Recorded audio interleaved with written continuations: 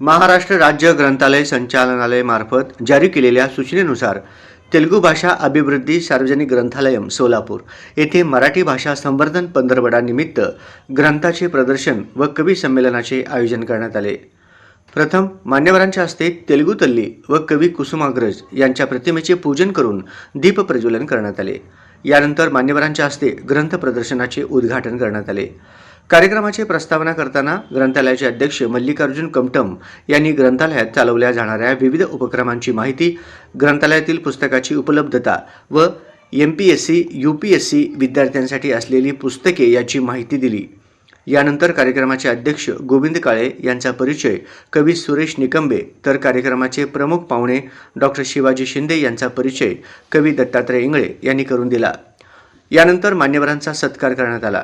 कवी संमेलनात बदी उजमा बिराजदार यांनी मा मराठीच्या कृपेने ही गझल, जावेद शेख यांनी माय मराठी, नागेंद्र मानेकरी यांनी सखी, वनिता घोडके यांनी भाकरीचा चंद्र, दत्तात्रय इंगळे यांनी सोलापुरी कामगार, सुरेश निकंबे यांनी संविधानाचा राजा मतदार, आनंद घोडके यांनी नमन तिरंगा, दत्तात्रय कडवेरी यांनी शाळा, कालिदास चवडेकर यांनी राजकारणावरील गझल, रेणुका बुधारम यांनी माय मराठी बोट दावी, नरेंद्र गुंढेली यांनी भारतीय संविधान ही कविता सादर केली। प्रमुख पाहुणे डॉक्टर शिवाजी शिंदे, सहाय्यक कुलसचिव तथा मराठी भाषा दक्षता अधिकारी पुण्यश्लोक अहिल्याबाई होळकर विद्यापीठ सोलापूर यांनी आपल्या मनोगतात मराठी भाषेचे महत्त्व आणि त्याचे संवर्धन करणे गरजेचे आहे असे मत व्यक्त केले।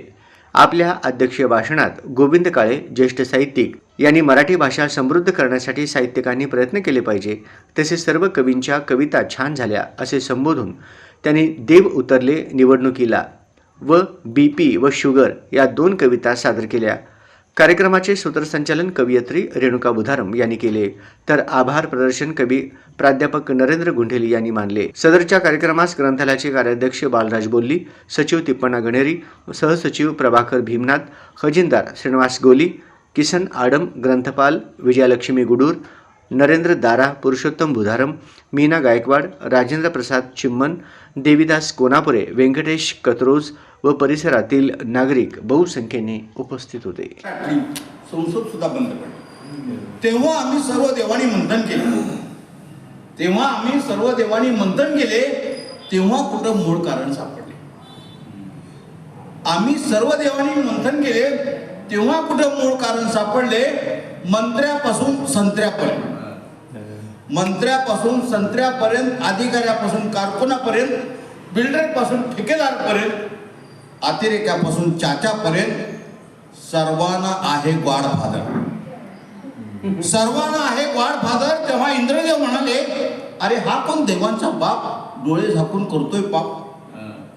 तेव्हा शंकरदेव म्हणाले, अरे या गॉडफादर पुढे आपल्याला सुद्धा विसरले, म्हणून तर 11वा अवतार घ्यायचे ठरले। या गॉडफादर पुढे आपल्याला सुद्धा विसरले, म्हणून तर 11वा अवतार घ्यायचे ठरले। पण अवतार घ्यायचा तेव्हा इंद्रदेवानी मथुरेमध्ये एक कंस झाला। वासुदेवाला त्यांनी किती त्रास दिला। इथं तर गल्लीपासून दिल्लीपर्यंत दिसायला सारे हंस आहेत, पण करणीला मात्र कंस आहे। म्हणूनच अवतार घ्यायला कोणी झजवेना।